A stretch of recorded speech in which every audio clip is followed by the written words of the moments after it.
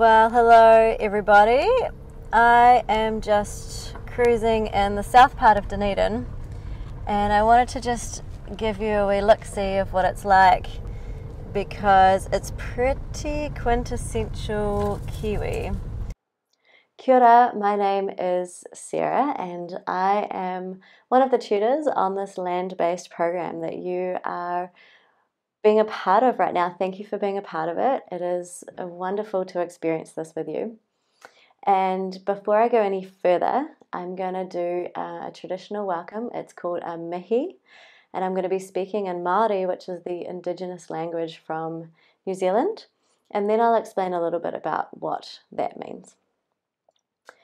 Ko tamaki makoto te papatū whenua, ke te noho Aotea o te poti e naine. I raro e te maru o te maunga o Mihiwaka, ko ka takutai o Aotearoa ka moana, ko Scottish, ko English, ko Pākehā ka iwi, ko Sela rato, ko Bacon, ko Bell, ko Naylor ka whānau, ko Kevin Sela roa, ko Diane Bacon ka matua, ko Aotene, ko Sarah Catherine Sela te hokuikua, nō reira, tēnā koutou, tēnā koutou, tēnā koutou katoa. So part of what I was sharing in my mihi with you was where I'm from. I grew up in Auckland, one of the biggest cities in Auckland, in New Zealand. I currently live in Ōtepoti, which is in Dunedin, which is where Otago Polytechnic is. I talked about my connection to my mountain, and that is a mountain o Maunga o Mihiwaka, and that is a mountain behind my house that overlooks Blueskin Bay, overlooks the harbour, and protects my home and the land that I garden on. Then I talked about my connection with a body of water, and for me it's the whole coastline. I recreate a lot by surfing and sea kayaking and things like that. So my connection to the coastal waters is really strong. Then I talked about my family line. So te iwi, so that's my tribe, and my descendants come from England, Scotland, and I'm Pākehā, which means that I'm a European descendant that is born and bred in New Zealand. Then I talked about the four family lines that I come from. So that's Bacon, Bell, Naylor, and Sela. And then also my parents, and then I introduced myself. So that is a way of opening up the space of connection and possibility, because then you can maybe start to look at my story and go, oh wow, okay, I can kind of connect and resonate with that. So part of my role here at Otago Polytechnic is that I tutor on the New Zealand Summer Studies program, and we've got a couple of iterations of this. We've been doing this face-to-face program where students come from overseas, just like yourself, to Dunedin, and we live and work and study together for a month. Now with COVID, we're now putting that course online, so it is possible to also do a summer studies program, but virtually. Cool, and I teach that with Ron, who I know you have been well acquainted with already. And if you wanted to transition from this program, this land-based program, into the New Zealand Summer Studies program, I would be really honoured to continue to tutor you and see you and then get to know you more personally, because in that program we'll be able to interact and communicate much more than just a one-way video to you. So the way that this lecture is going to run is that I am introducing the aspect of sustainability. So that's what I focus in, that's my specialty. And on the New Zealand Summer Studies program, I teach sustainability through nature. So we try and do it as much as possible outside and connected to the natural environment, because I believe that's a way more fun way to learn and to grow. And we have so much to learn off nature and ecological cycles and systems. So what's going to happen now is I'm going to take you on a wee virtual road trip, a field trip, to a place called Tyree Mouth, which is in the south of Dunedin. And we're going to look at a couple of different ecosystems there. What is their ecological value and why are they important? Then we're going to bring it to what does that mean for you and why is that relevant for you in your context, especially with your special place. So we're going to ask you some reflective questions. You'll need a pen and a paper to write some of your answers down. Or if pen and paper doesn't work for you, you can just think about it. That's okay too. And at the end, I'm going to bring in some theory. So we're going to look at a common definition of sustainable development and also the United Nations Sustainable Development Goals and how they are relevant and related to you. So I hope you enjoy and I look forward to meeting you again very soon. So we have these things called batches, and a batch is like a summer holiday house that's, you know, not super flash, but it's like all the family comes here and it's always usually close to the beach and you can go get some kaimoana, some seafood, or play in the ocean. So yeah, this is really quite quintessential Kiwi, and I just wanted to give you a wee idea of what it's like. And then this goes all the way out to the ocean and we're going to go check that out shortly. Great, so you just saw the drive in, so I've just pulled over to have a little chat about one of the ecosystems here. I'm going to share with you a couple of different ecosystems in New Zealand, and you might be able to resonate with some of the ecosystems back in your hometown. So in front of us here we have an estuary, and an estuary is on the very edge of the land, and it is where fresh water from a river, which is coming in from the left-hand side, over here, meets with the ocean on the right-hand side. So they merge and that creates what's known as brackish water, which is a mixture of fresh water and salt water. And it's a partly enclosed body of water, so you can see that it's kind of restricted in here, so it's like partly enclosed because it goes up to where the river is.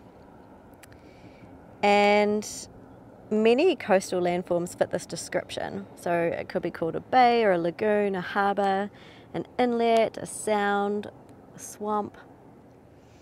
And inside of here it might not look like very much, right? It kind of just looks like a bunch of mudflats.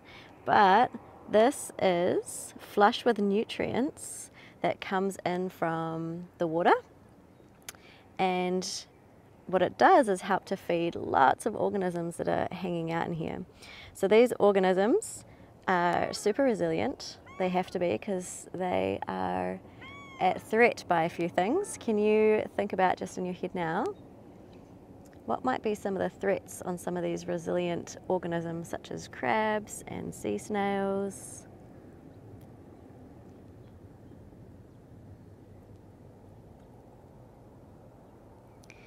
If you thought about the tide coming in and out, then you're exactly right. And of course, with the tide coming in and out, that also impacts on erosion. So these estuaries can sometimes be temporary. There is also a human impact that can often happen, and that would be pollution.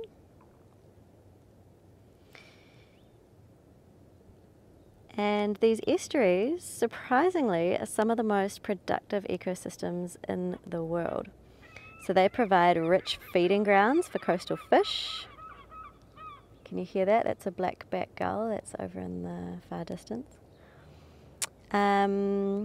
Yeah, so rich feeding grounds for coastal fish, migratory birds, and they're a great spawning area for fish and shellfish. So let's come in and have a look. I don't know if you can see, but there are just crabs streaming everywhere, like all over the sand. And they live, oh, can you even see them move? They live in these holes here. And I was actually speaking to a guy just earlier and he was down here collecting them. We also have, here we go, here's a mussel shell. Mussels grow on rocks, but this one's been washed in. So yummy meaty shellfish inside there when it's into two parts. Oh, and let's go look at this. So this is a sea snail in here.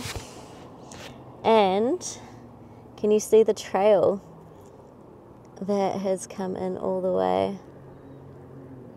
So we'll just gently, I'm not sure if that's going to be too blurry. There we go. And actually these shells start quite small, and then as they grow older they put new layers on, and that's why it turns into a spiral shape. And you can also track exactly where they've been. And you can also perhaps hear and see some of the human impacts. So we've got a jet skier here. As I mentioned earlier, there was a man collecting crabs down here. We've got another jet skier coming in. And you can see, I don't know if you saw, but there's this bird flying away, and that's from the sound of the jet ski. So yeah, these coastal birds like to hang out here, but I imagine it can be a pretty noisy place. So there are about 300 estuaries distributed fairly evenly across New Zealand's coastal line. And they were created as the rising seas flooded and drowned low-lying coastal rivers, valleys and bays. So the rate at which an estuary will infill will depend on things like its volume, so the volume of water coming in and out of it, the erosion rate, and also human impact on that is also affecting erosion rate. And also the sediment level, so how many little bits of nutrients and sediment and debris is coming in from the ocean, and in this case from this way, or coming down from the mountains, like when it rains and rain hits the soil and the soil comes into the river, and then it brings some of that sediment down. Okay, so that can start to infill or change the shape or the landscape of the estuary. And so, yeah, human impacts can cause things like a change in the river direction, and also a change in the sediment rates. So you can see behind me something pretty man-made, and that's a bridge. And so you can imagine the scooping and the changing of the sediments and how that potentially could have changed the river and the course of the river and where it flows.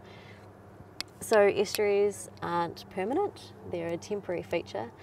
And what is really interesting about them is it's where the ocean meets the land. So yeah, two quite different ecosystems there, and this is the bridge in between, excuse the pun, or the intertidal place. And because of that nutrients and because of these two rich ecosystems coming together, that's why it's filled with so much abundance, even though it perhaps doesn't look like it. If you look at something like mangroves, also an estuary, so kind of like this, but lots more plants coming up, that is a really, really important ecosystem. Not only does that provide habitat and nutrients for coastal fish and coastal birds, it also acts like a sponge, which is really good for erosion and also protection of tides and tsunamis and things like that. So the plants have the ability to kind of suck up more water, and if you have an estuary or a mangrove in front of your house, for example, then that's great, especially particularly for us in New Zealand with global warming and the rise of the ocean. This is a big deal. If you think like this is where the edges, you can see tires have been put in place to kind of stop some of that erosion coming in. And then look how closely the houses are. You know, this is a big deal. I imagine in some big floods, those houses would have been inundated with water.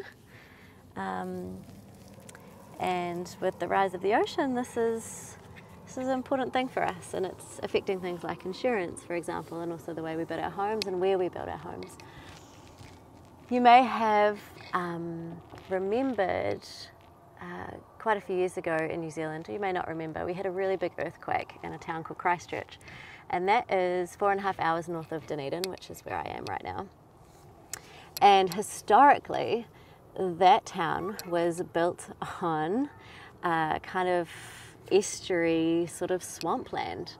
Not very stable, but of course people wanted more flat land, and so they wanted to try and reclaim some of that land back and build all their buildings on top of it, and of course get some nice beautiful sea views. Well, unfortunately what happened was that there wasn't a lot of stability below that, and so when the earthquake hit, a lot of our buildings moved and ended up killing quite a lot of people. So I guess that's one other example of how can we work with the ecosystem as opposed to perhaps coming in and overriding it and doing what we want. Of course, it's beautiful to have houses right on the beachfront, and the question that I would pose is, what is the impact of that in terms of erosion? Are there good places to build houses and not such great places to build houses? And what is the impact going to be on that long term? So the other thing is that when we change the natural ecosystem that's just here, we also change its function. So if, just like in Christchurch, for example, when they built on a lot of estuaries, now all of a sudden those estuaries are not absorbing all that water, or they're not acting like a sponge. And so not only was Christchurch more susceptible to an earthquake when the tectonic plates moved, and it moved heaps more because it wasn't built on stable land, but also they're also more susceptible to floods coming in because there's not this natural protection or natural barrier anymore. And you know what? Nature is so clever. Nature is so smart, because it does things that it would cost us a lot of money to reproduce, and we have it here at our disposal, perfectly abundant for us, if we learn how to work with the different ecosystems that we are around. So this is a really interesting case study, I think, in terms of landscape, how we connect with landscape. Yeah, and we've had a beautiful example here of birds and crabs, and we've learned a little bit more about this ecosystem and what it does. And we've also had a bridge in the background and cars and lots of jet skis going past, and people enjoying the landscape and connecting to that landscape. And it's really interesting to reflect and go, yeah, I really enjoy this landscape, and what is the impact that I'm having on it? Because sometimes we're not always fully aware of the impact that we're having. And sometimes with a bit more knowledge or a bit more reflective thought, we can go, wow, okay, what is it that I really do want for my special place that I'm connected to, or the landscapes that help inform my identity? And then that might start to even eventually inform, well, what will I do about it? You know, how important is this landscape for me to look after? I imagine if you had a house right behind me, directly where I just showed you, it would be pretty important to look after this estuary. And that's not even pausing to think about the birds and the abundant creatures and organisms that live here as well. It could be that somebody down the coast loves fishing, and perhaps they haven't made a connection that right here is part of the breeding ground for a lot of their fish and a lot of phytoplankton that work their way up the food chain that eventually feed the bigger fish further out to the ocean. So everything has a run-on effect. Everything is interconnected. And I'm really going to invite you to think, wow, what are the organisms, or what are the components of my special place, the landscape that I'm connected to, and what is potentially the run-on effect? Or what other things do those things affect that perhaps I'm not so aware of?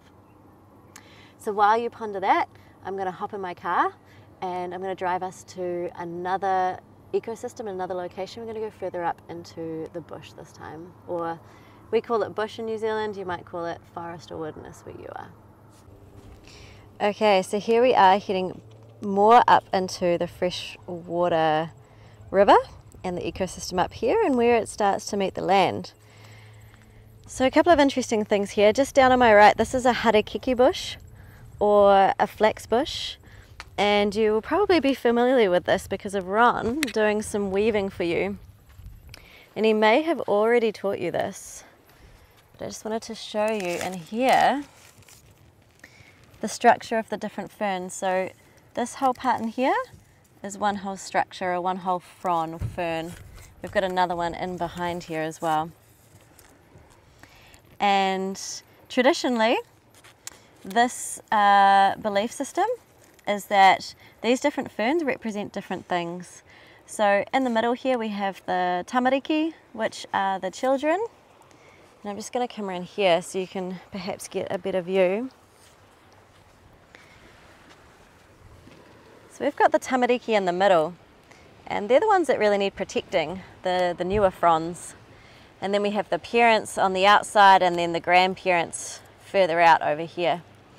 And so when we come to cut the harakeke for harvesting and for weaving, traditionally we do a karakia or a prayer to acknowledge the plant and feel the connection to this living life force, you know, this living being that is providing a resource for us. And I would also suggest and say, how many times have you used a resource and perhaps not fully thought about where it's come from? And seeing this in its full beauty and in its natural environment, like, what comes to mind? What do you feel? How is this different to perhaps going down to the shop and just buying something but not really thinking about where it comes from? Something that's super beautiful about this traditional knowledge and way of viewing the harakeke ferns or fronds is that it's also what's healthy for the plant. So if we come into ecology, there's a couple of links and connections there. So when we harvest the harakeke, we cut the fern on an angle so it comes down this way, and the reason for that is that when the water hits the frond, it'll hit and run down and away from the inner part of the fern or the structure, the fan. If we cut it the other way, then it's encouraging more water to come down and it can start to rot the plant. The other thing is that if you cut the new shoots in a tree or you know, the newer fronds, they're the most vulnerable and they're the ones that need the most resources and nutrients to grow. So of course it makes sense to cut the grandparents who have lived a much longer life and are there to protect the tamariki or the children as they grow old. So not only is it a traditional indigenous knowledge that we can pass on, but it also makes sense ecologically and from a sustainability point of view on how can we keep this tree as healthy, or this plant as healthy, and live as long as it possibly can while we are the guardians, or we call that kaitiaki. So the kaitiaki, or the guardians of these plants, of this land. And we don't own them, but we do have a responsibility to look after them. So just coming up here, we're starting to move into the forest, and this is a cabbage tree. It is, we call it tikoka, and named cabbage tree because if you take the inside of where all the fronds are, you can boil it up and it supposedly tastes like cabbage. I can't say that I have tried it because it means that you have to kill the whole plant in order to get to the heart of it, or the cabbage heart. So not something I've personally tried, but in a survival situation, or if it's already dead, perhaps you could give it a go. I'm just going to take the opportunity here to grab some blackberries along the way. So an invasive weed here. In this case, a delectable, delicious weed. But I just want to talk briefly about some of the weeds and pests that we have in New Zealand. Just want to bring attention to this. So we have trap boxes all the way in the forest, and That is for the rats, the stoats and the weasels. So when we're talking about being connected to landscape and to the ecosystem, New Zealand has been hugely impacted by invasive weeds and pests, and as I'm sure your country has as well. And the thing with New Zealand is that it's islands, and we had a very, very set ecosystem. You know, nothing was really coming in and out for millions of years once we split off from Gondwana land. And then all of a sudden, humans came along and decided that they could reach land. So they came down from the Pacific Islands, and with that, it changed the landscape in New Zealand completely. And there was various movements or waves of that. So Indigenous arriving first, and then later on the Europeans. And I know Ron will be able to tell you a lot more about that. But in terms of from an ecological point of view, a sustainability point of view, there were a lot of predators that came in. And what's super interesting about the New Zealand birds is that because they didn't have any natural predators, so we don't have any four-legged, big, predator, scary animals, like none of that exists here. So because the birds didn't really have predators, they evolved to not be able to fly because they didn't need to. So it was evolutionary, and they needed to adapt and change and you know, keep up with what was important for them. So being able to fly wasn't important. And then, of course, over time, when Indigenous and Europeans came in, that changed everything and brought animals such as rats, such as stoats and weasels and possums.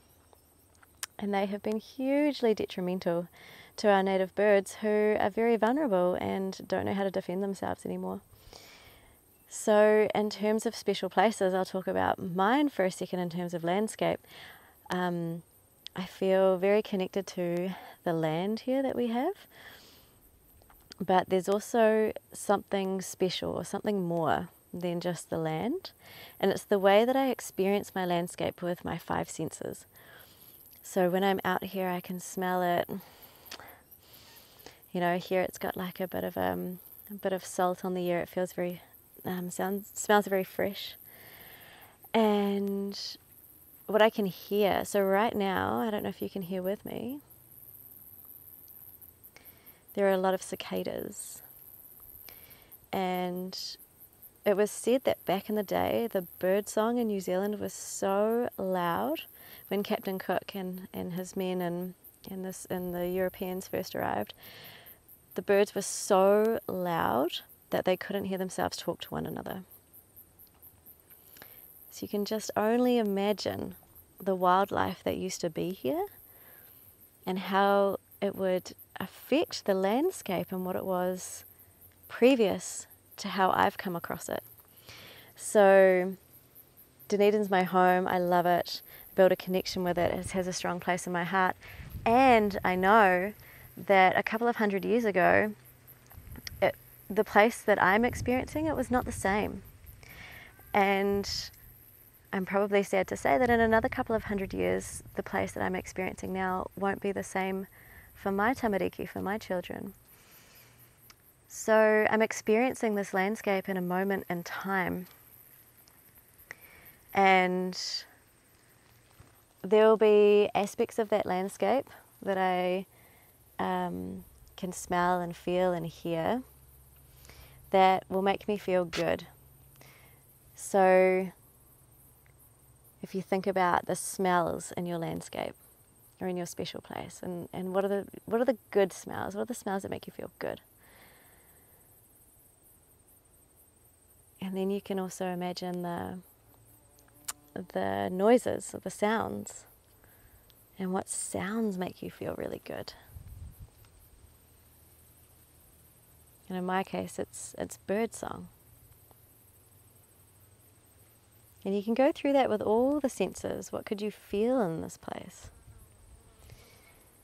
And when you really notice the things that you can hear and you can smell and you can feel and you can taste, that make you feel good, they are probably the things that you want to preserve, that you want to keep, that you want to create more of.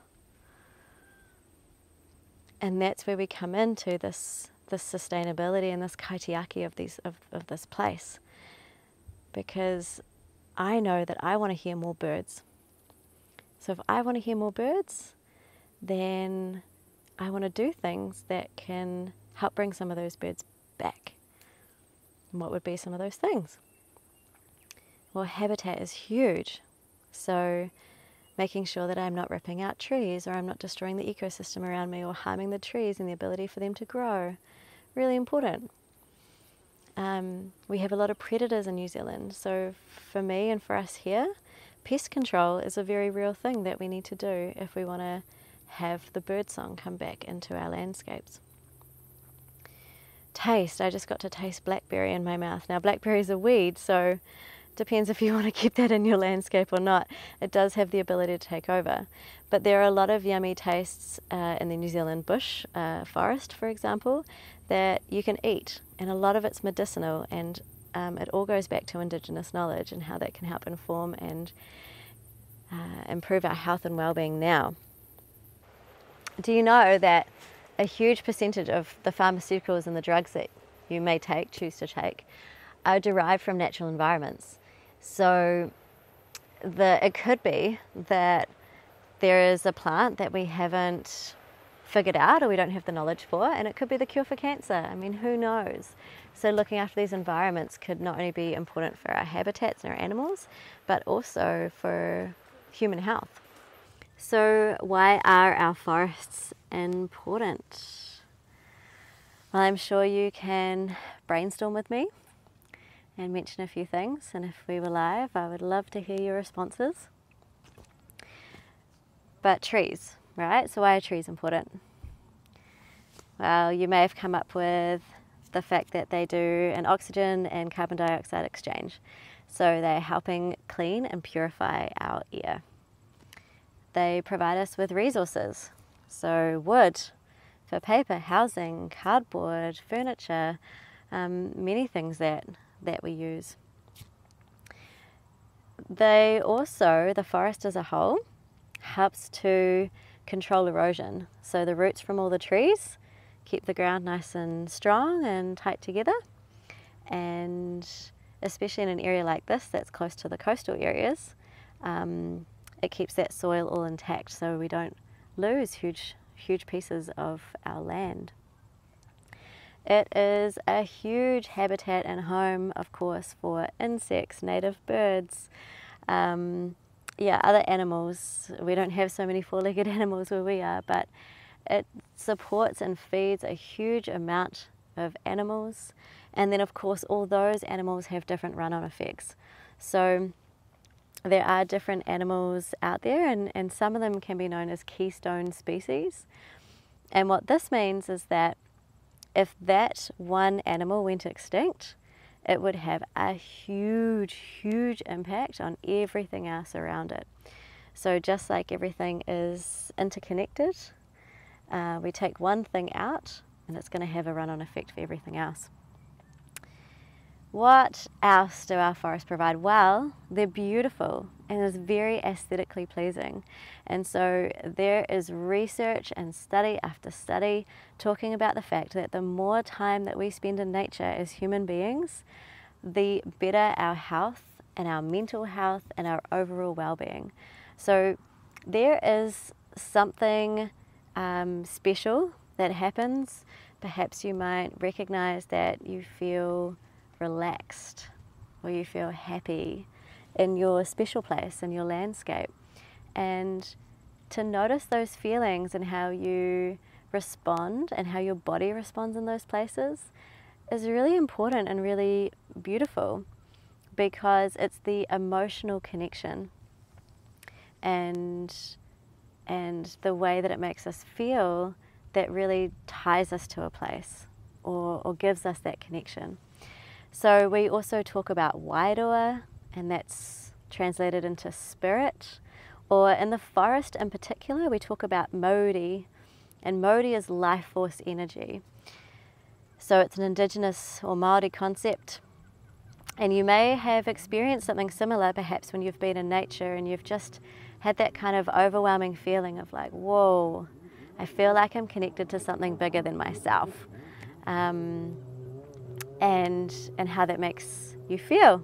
And then it's so interesting, I don't know if you can hear, but then there's a jet ski in the background, you know, and for me personally, that really starts to impact the way that I can feel connected, you know, or perhaps the spirit of the place.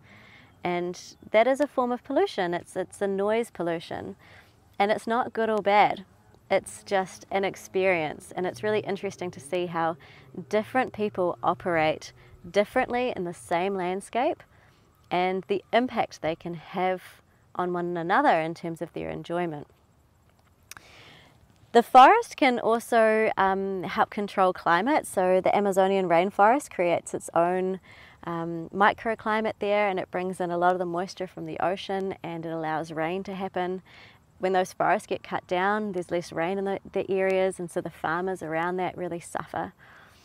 So forests in particular are just incredible for us in terms of they house us, they feed us, they provide us with medicine and new pharmaceutical drugs that are derived from nature or derived from the forest in particular.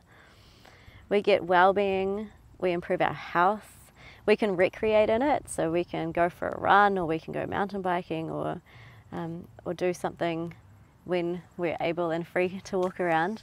And that improves our physical well-being. And it's home to so many birds and animals that help keep this planet alive and moving. So again, just another example of how nature just provides this abundant resource for us for free. I'm just going to add for free, it's just there. And all we really need to do is kaitiaki it, so caretake for it. And I can give you another example of how nature provides us with a free resource.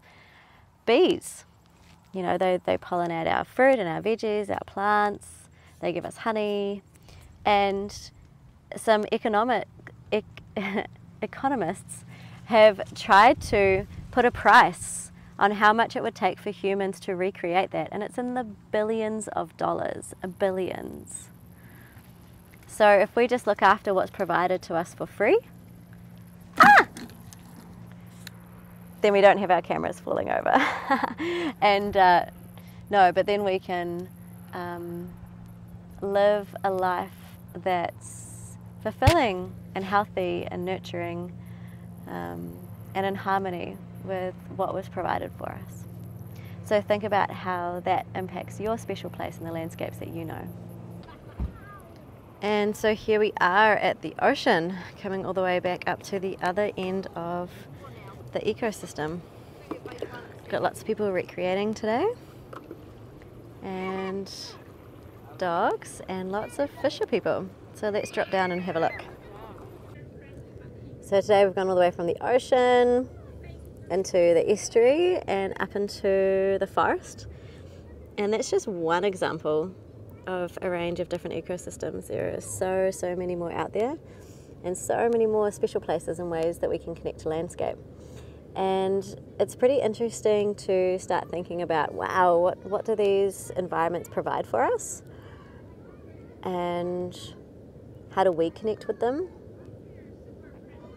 And then also, well, hang on a second, what is it that we give back as well? When all these landscapes and ecosystems are providing so much for us, all the people out on the point there that you see, they're all fishing. And that's because of that nutrients that we talked about, coming in from the ocean and coming up the river. So it's bringing in lots of fish into this area right here. So, good questions to think about. And from here, we're going to start to move into a little bit more theory of sustainability and how connecting with these landscapes and having a think about these different ecosystems can be important and relevant for you. The ocean makes up 70% of our Earth's surface, so it's a big player for us. Even if you're in a landlocked town, you're still impacted by it because it really helps affect our climate. So not only with the CO2 absorption, which is huge, but also with ocean currents and how it transports heat from the equator out towards the poles. And ocean currents have a huge impact on where food is stored and where people live and where people have migrated to habit.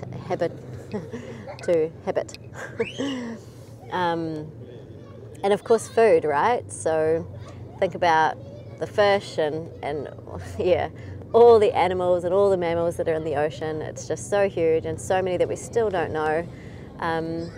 Yeah, the ocean is I believe greater than us in terms of its wisdom and its knowledge. And just like the forests, it also provides us with a lot of medicine, a lot of health benefits. Think of algae. If you've ever heard of spirulina before, that's an algae that's super good for your health. So yeah, our ocean is a wonderful thing, whether you're living close to it or not. And this is part of the ecosystems that we've looked at today. So I thought I was done with filming, but turns out I'm not, because on the walk back to the car, what do I find? But lots of rubbish everywhere. So you can see down here, we've got some cans, clearly some people with some different value systems to mine. And I'm just going to pick those up and take them back to my recycling bin at home. No big deal. And for me, this is just one way that I've decided I want to give back, because what the beach and these ecosystems have provided for me today has been a chance to talk to you. I've loved being in the sunshine. My feet are in the sand, my feet have been in the mud in between my toes, and yeah, I feel great. I feel, you know, happy and connected, and that's really what these places have provided for me today. So I'm just going to do my part and give back to those places, not just for the animals and the organisms, but yeah, also so that other people can enjoy these places as I believe and how I want them to be enjoyed. I can't stop the camera because I have so many cans in my hand. All right, so you want to grab a pen and paper. And if you need to go away and do that, just pause the video now.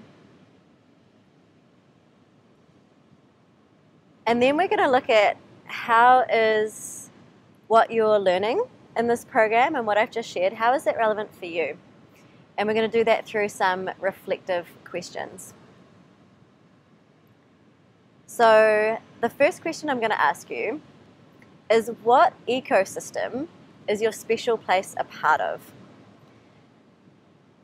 And you might not know this, you might have to go away and do some research.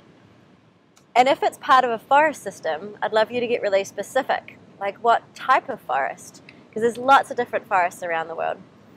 Is it part of a special lake system or a specific river system?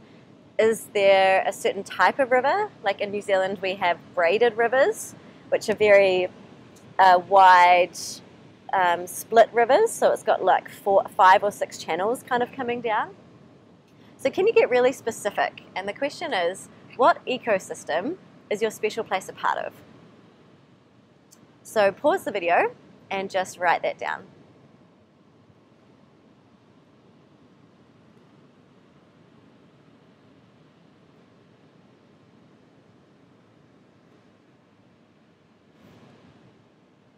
Great, nice work.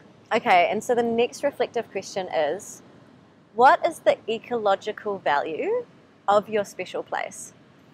So from what I understand, you've already looked at why your special place is important to you and how perhaps it started to inform your identity. And that's really about humans interacting with the landscape and how that's inextricably linked. And in this question, we're really looking at what is the pure ecological value? So how does it benefit nature? And what is its value?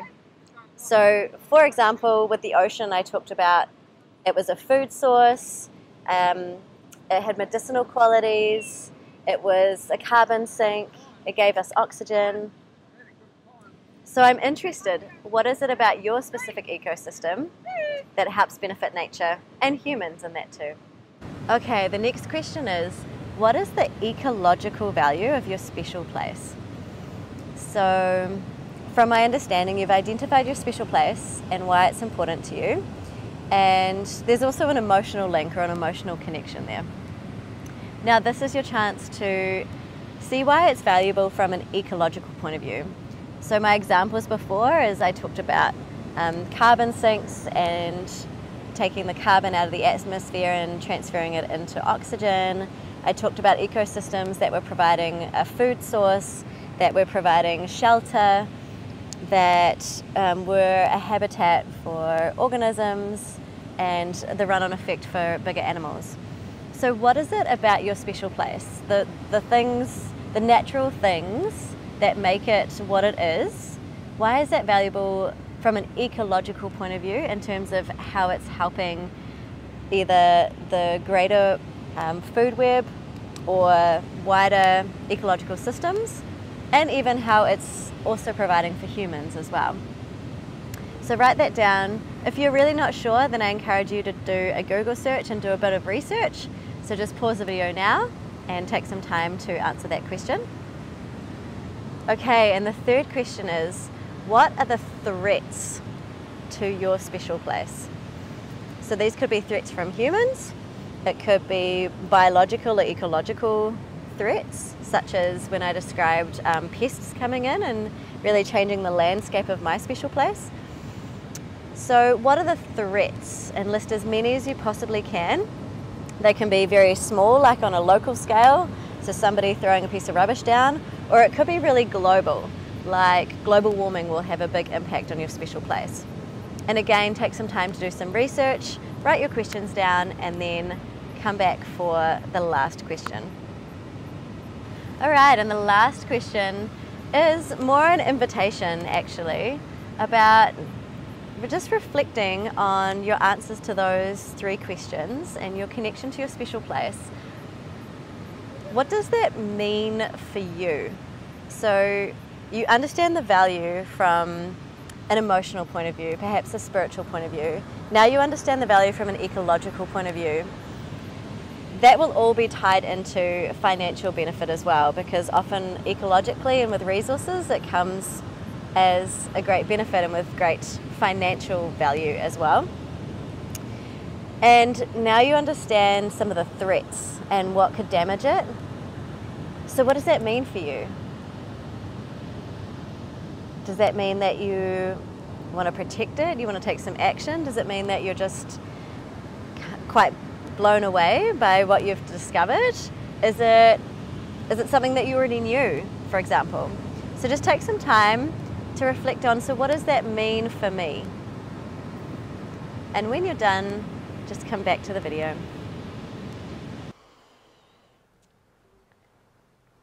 Now that we've had a chance to use some real life examples and start to bring it back to your special place, we're going to look a little bit more at some theory behind sustainability.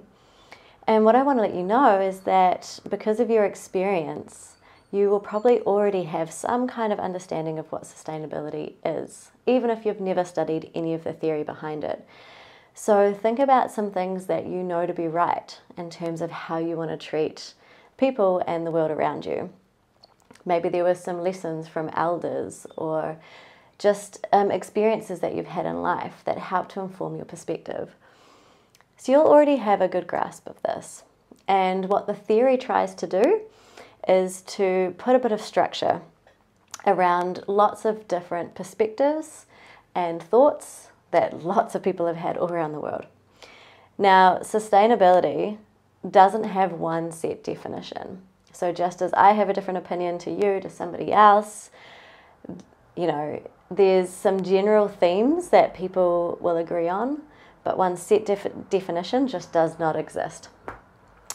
And that's because lots of people are at varying levels of the spectrum of what they think the level of protection needs to be. So you could have somebody down here that's like, yeah, I believe in sustainable development. That means that we should just keep developing and keep growing and building more and more buildings, and that's how we can sustain human life on this planet. Then you might have somebody all the way down the other end of the spectrum that's like, wow, humans shouldn't even be here. Actually, the planet would be way better off if we weren't even here. So let's stop population growth, for example. That would be at the other extreme end. And then you've got also somewhere in between. There's also lots of questions around, are humans a part of nature or separate from nature? And that's a question that I pose to you right now. Are humans a part of this living environment, or are we a pest or a parasite on this planet? Again, so many different perspectives, and none is right or wrong. So one common definition that I'm going to pull up on screen for you now is from the Brundtland report. And this is a report done in 1987, and it came out with this one sentence on what sustainable development is. This is by no means one definition, but it is a very commonly cited definition. And it goes, sustainable development is development that meets the needs of the present without compromising the ability of future generations to meet their own needs. So that is a replacement theory. If there are 10 cookies in the cookie jar and I take 2, then that means to make sure that in a couple of days' time I'm going to bake some cookies and I'm going to put 2 cookies back in the jar. So there's always going to be 10 cookies in the jar, right? So if I extract a certain resource from the planet, some of these resources are finite, meaning that they can't just be replaced. It's taken millions and millions of years to regenerate. So then that brings up a question, how can we truly be sustainable if we can't fully replace what we're taking? And that's when different ideas start to come out in terms of renewable energy or different ways of using the resources that we already have on the planet. What is true is that there are only so many resources that we have. So once they're gone, they're gone. And we only have one planet, Earth. And without thinking about space travel to somewhere else, the level of pollution on this planet is going to dictate how habitable it is for human life. Okay, so just like there is many different definitions of sustainability, so too are the theories that try and help explain it. So we're just going to work with one today, and we're going to see how that pairs up with your special place. So I'm going to invite you to Google search Sustainable Development Goals. So you can put me on pause for a while or just have my voice running in the background as you simultaneously search up this website. And it's from the UN, the United Nations. So you can also just type in SDGs, and that's short for Sustainable Development Goals. So it should be under sdgs.un.org/goals. Okay, that's what we're looking for here. And you'll see on this page that there are 17 goals. And at the very bottom of the page, there's also a video that's 1 minute and 24 seconds. So that's a good one just to watch to get your head around it. And just have a look through some of these 17 goals. So number 1, no poverty. Number 4, quality education. Number 8, decent work and economic growth. Number 5, life on land. 16, peace, justice and strong institutions. So where these came about is in 2015, the United Nations, after a lot of consultation and working groups from all different countries all around the world, decided to adopt a set of goals or a protocol, which became the Sustainable Development Goals. These are valid up until 2030. So we've still got a bit more time to try and meet these goals. And the idea is that they are completely all interconnected. So you can't just look at one in isolation. So you can't just say, hey, I'm gonna focus on quality education, but that's gonna be to the detriment of gender equality. So I'm going to do quality education, but only for boys. It's trying to invite you to look at actually how can we look at that as an interconnected web, just like ecosystems are an interconnected web, and how can they help inform the projects that we are starting to work on. So could it be that your special place is related to some of these? And you'll also notice that in the Sustainable Development Goals, some of them are very ecologically focused. So life below the water, or looking after life on land. And then there's ones that are very human focused, such as no poverty. And the reason for this is because humans interact with their landscape so much, the impact that they're having is inextricably linked. So here's a tricky one for you. So let's look at poverty and wealth. So if you've ever heard of the 80-20 rule, so 80% of the world's population lives with only 20% of the resources, and vice versa. 20% of the world's population roughly consumes about 80% of the resources. And that's a lot to do with wealth, right? If we have accessibility to buy more things, then we use more things. We're probably not living off the land as much. We probably travel way more. Our carbon miles are probably way more. So this is kind of like a rough idea. Now, let's talk about no poverty. The flip side of that is if somebody is in extreme poverty, they're probably focusing on where their food's going to be coming from and what shelter they're going to be living in, and where they can try and find good quality education.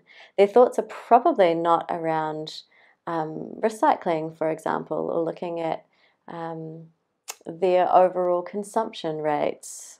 They probably don't even have enough money to buy all these things.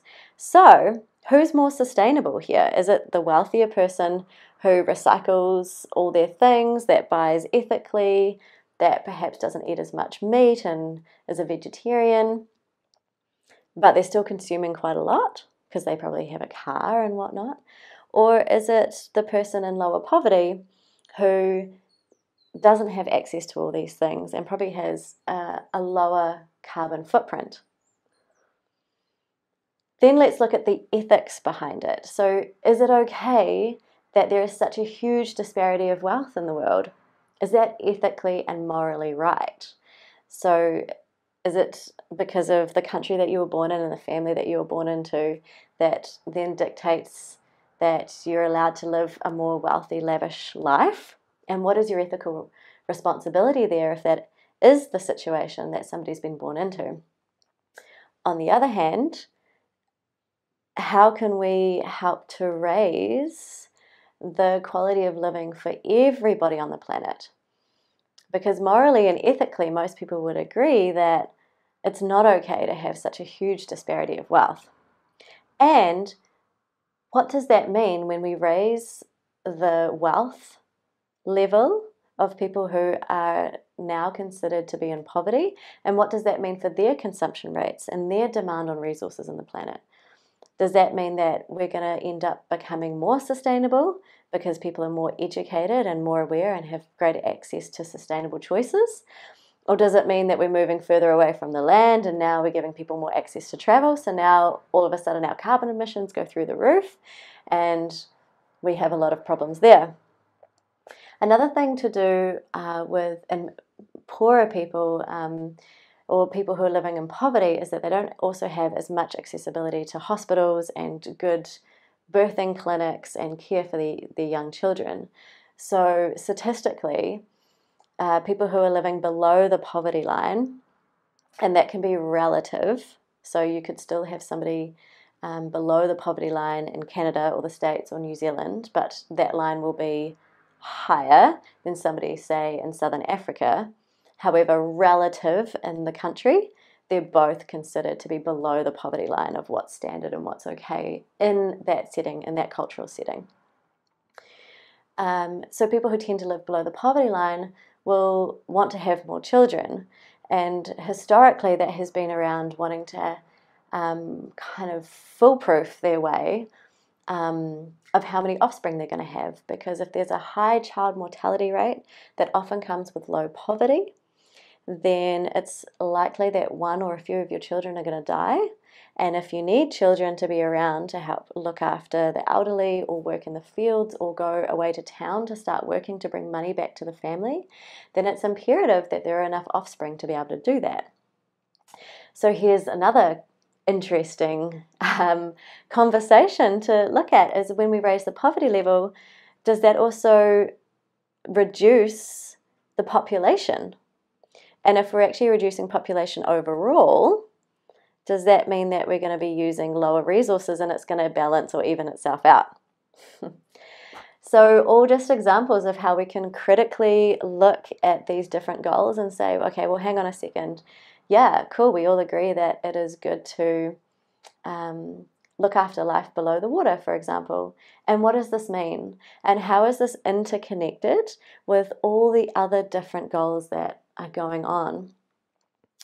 One really interesting one, 17, is Partnership for the Goals, which is around how can we work together on this, because it's not just one person or one organization that's going to make a change and start to shift behavior into being more sustainable and more open-minded and starting to really understand the connected nature of all these sustainability issues, problems, opportunities. Sustainability is not just about ecological value either. It is very much about the social and about the people. So because of this interconnected link, we generally want to look after the ecological, biological environment, but also the people, because it's the people that are working within that environment.